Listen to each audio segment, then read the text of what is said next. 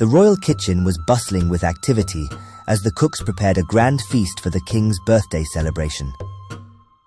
The head chef oversaw the controlled chaos, inspecting each dish before it left the kitchen to ensure it was perfectly cooked and beautifully presented. The centerpiece of the feast was a large wild boar, roasted to a deep golden brown. The cooks had stuffed it with an array of fruits, vegetables, and herbs, and the aroma of rosemary and thyme permeated the air. It was carried out of the kitchen on a large silver platter and placed at the head of the long dining table, ready for the king to carve once he was seated.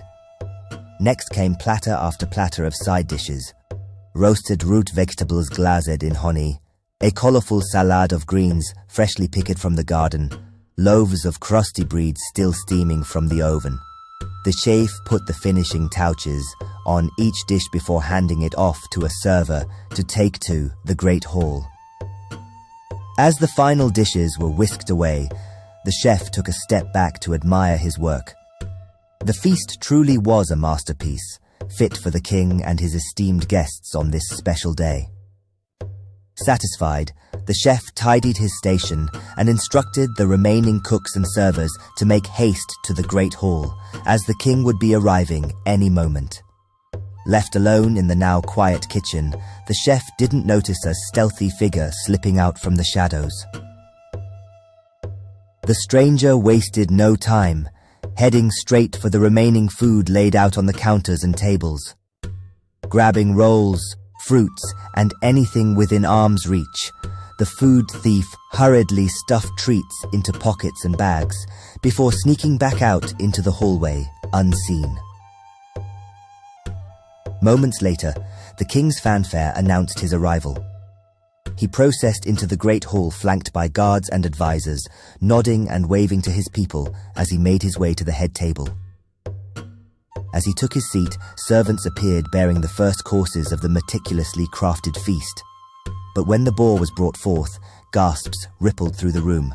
There, in place of the sumptuous, juice-dripping roast, sat a pile of gnawed bones picked nearly clean.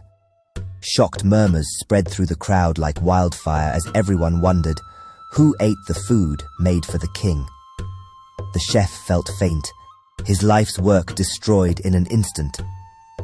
The king, however, chuckled at the unexpected turn of events.